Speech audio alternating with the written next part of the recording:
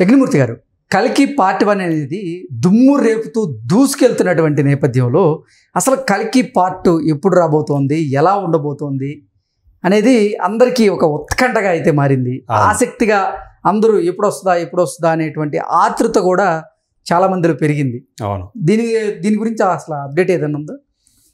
మనకి అందుతున్నటువంటి సమాచారం ప్రకారం సో అది కల్కి 2 రావడానికి బహుశా ఇది 2024 కాబట్టి 2027లో కల్కి 2 అనేది మన ముందుకి వస్తుందన్నట్టు మనకు తెలుస్తున్నటువంటి సమాచారం. అంటే ఇంకా దానికి సంబంధించినటువంటి పనులు ఇంకా జరగాల్సి ఉన్నాయి. కరెక్ట్గా షెడ్యూల్ ప్రకారం వాళ్ళు అనుకున్నట్టు జరిగి పోస్ట్ ప్రొడక్షన్ వరకు చాలా ఎక్కువగా ఉంటుంది. ఈ సినిమాకు కూడా పోస్ట్ ప్రొడక్షన్ చాలా టైం తీసుకున్నారు. సో మోర్ దాన్ ఇయర్ తీసుకున్నారు. సో ఎందుకు మనకు తెలుసు, సినిమా చూసిన తర్వాత మనకు తెలుస్తూనే ఉంది కదా. సో ఆ లోకాలని సృష్టించడం, ఆ సెట్టింగ్స్ కానివ్వండి, అలాగే ఆ గ్రాఫిక్ వర్క్ కానివ్వండి, ఆ ఆయుధాలు కానివ్వండి, ఆ వాహనాలు కానివ్వండి, ఇది వీటికి చాలా టైం టేకింగ్ ప్రాసెస్ ఇదంతా కూడా. అయినప్పటికీ కూడా ఈ కల్కి అనేది ఎంతటి సంచలనం కలిగించింది సినిమా రిలీజ్ తర్వాత అనేది కూడా మనం చూసాం మనం. సో సెకండ్ పార్ట్ ఎప్పుడు వస్తుందా అని అందరూ కూడా ఏగర్గా వెయిట్ చేసేటట్లుగా ఈ సినిమా ఉంది. సో నేను అనుకోవటం మరీ ఎక్కువ టైం తీసుకోరు. సో 2027లోనే రావటానికి చాలా స్కోప్ ఉందని నేను అనుకుంటున్నాను.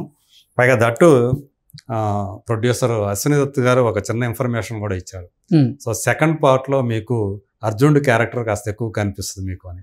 అంటే విజయ్ దేవరకొండ గారి పాత్ర అవును సెకండ్ పార్ట్లో ఎక్కువగా ఉండే అవకాశం ఉందంటారు. అవును. అంటే ఆ మహాభారతానికి సంబంధించి ఏదైతే మొదటి భాగంలో మనకు చూపించారో అసలు కల్కి ఎవరు ఏంటి, సో అశ్వత్థామ ఎవరు, అలాగే భైరవ పాత్ర ఎక్కడి నుంచి వచ్చింది, ఇవన్నీ కూడా మనకు చూపించారు. సో ఇక్కడ ఒక చర్చ ఒకటి నడుస్తూ ఉంది.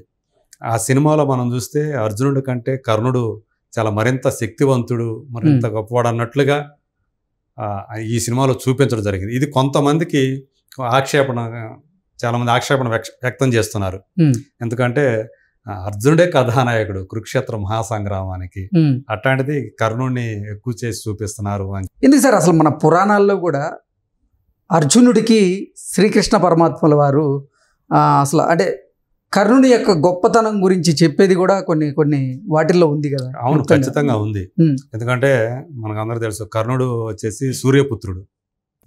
ఇక్కడ వీళ్ళిద్దరూ కూడా కృష్ణుడు అర్జునుడు కూడా నరనారాయణులు అంటారు.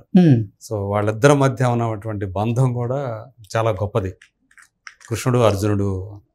అలాగే అర్జునుడికి సంబంధించి అర్జునుడు అన్ని రకాల అస్త్ర విద్యల్లో అపారమైనటువంటి నైపుణ్యం కలిగిన వాడు. కర్ణుడు వచ్చేంత వరకు కూడా విలువిద్యలో ఆయన కొట్టేవాడే లేడు. వేరే కర్ణుడు వచ్చిన తర్వాతే అర్జునుడికి కూడా తనకు సరైనటువంటి ప్రత్యర్థి ఒకడు లభించాడు అనే అభిప్రాయం కూడా కలిగింది. పైగా ఏంటంటే కర్ణుడికి పుట్టుకతోనే కవచ కుండలాలు ఉన్నాయి. అవును. ఆ కవచ కుండలాలు ఉన్నంత కాలము కర్ణుడిని ఎవరు కూడా జయించలేరు అని చెప్పేసి మనకు అందులోనే ఉంది. సో దానికోసం ఆ కవచ కుండలాలు తొలగించిన తర్వాతనే ఆ కర్ణుడిని వాళ్ళు ఏదైనా చేయగలిగారు కురుక్షేత్ర సంగ్రామంలో. సో ఆ రకంగా చూసుకుంటే కర్ణుడు ఒకంత ఎక్కువగా శక్తి సంపన్నుడు అనే అభిప్రాయం కలిగే అవకాశం ఉంది. సో మనకి దానవీర సూరకర్ణలో ఆ కర్ణుడు గొప్పతనం, కర్ణుడు ఎంత పరాక్రమవంతుడు, ఇవన్నీ కూడా మనకి ఆ సినిమాలో చూపించడం జరిగింది. సో ఇప్పుడు ఇక్కడ ఏం చేశారంటే కల్కి ఏదైతే ఉన్నాడో కల్కి అవతారం, ఆ కల్కి అవతారాన్ని ఈ భూమి మీద రావటానికి తోడ్పడే వ్యక్తులుగా మనకి ఇక్కడ అశ్వత్థామ, అలాగే కర్ణుడి రూపమైనటువంటి భైరవ, సో ఈ 2 పాత్రల్ని ఇక్కడ ప్రవేశపెట్టారు. సో అశ్వత్థామ వరకు కల్కి పార్ట్ 2లో కూడా కమల్ హాసన్ గారి పాత్ర చాలా పెద్దగా ఉండబోతుంది అన్నట్లుగా కూడా తెలుస్తోంది. ఎస్, సో అది 100% కరెక్ట్. అసలు కలి అంటే సుప్రీం యాస్కిన్ అని ఏ క్యారెక్టర్ ఏదైతే చేశాడు తను, అంటే కలిపురుషుడు. సో తన ప్రపంచానంతా తన పాదాక్రాంతం చేసుకోవటానికి, అది కూడా మీకు ఇక్కడ ఈ క్లైమాక్స్ లో చూపించారు.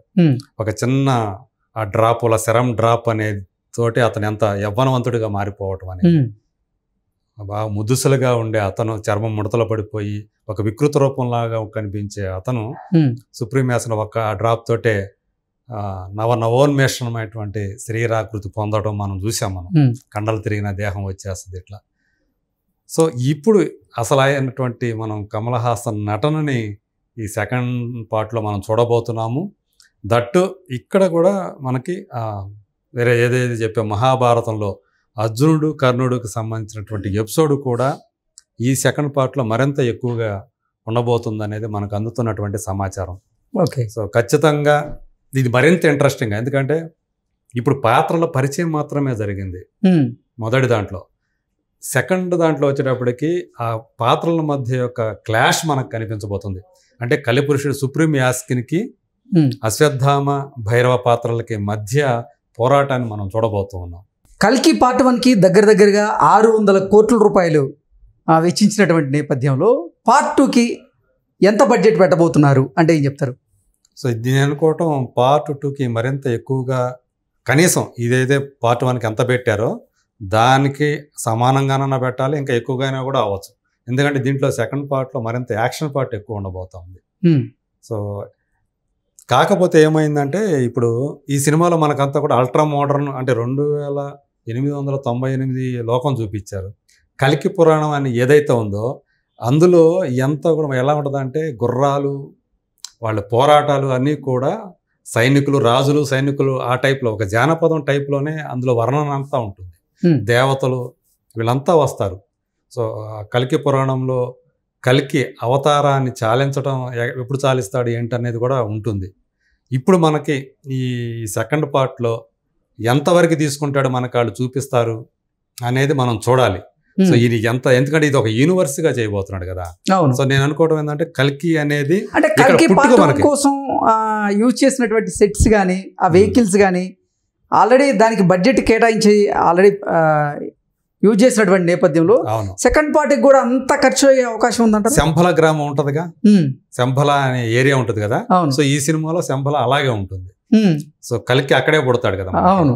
సో కాబట్టి ఆ కల్కి పుట్టుక నుంచి అతను ఎదిగే క్రమం వరకు, సో దానికి తగ్గట్టుగా అశ్వత్థామ భైరవ వీళ్ళ పాత్రలు, అలాగే సుమతి పాత్ర. సో సుమతి పాత్రకి భైరవ పాత్రకి ఏమిటి లింక్, ఇవన్నీ కూడా మనం ఈ సినిమాలో చూడబోతున్నాం. కాకపోతే విష్ణుయసుడు అని ఏ పాత్ర అయితే ఒకటి ఉందో కల్కి తండ్రి పాత్ర, ఆ పాత్ర ఈ సినిమాలో మనకి మొదటి భాగంలో కనిపించలేదు. సో మరి సెకండ్ పార్ట్లో అదేమన్నా వస్తుందా ఏంటి, ఎందుకు దాన్ని హైడ్ చేశారు, ఇలా ఎందుకు ఒక కృత్రిమ గర్భధారణతో ఆమె కల్కిని కనబోతుందని మనకు చూపించాడు దర్శకుడు. వీటికి ఏమన్నా సరే ఆ సెకండ్ పార్ట్లో ఏమన్నా ఆన్సర్స్ దొరుకుతాయేమో అనేది చూడాల్సింది మనం. Okay sir.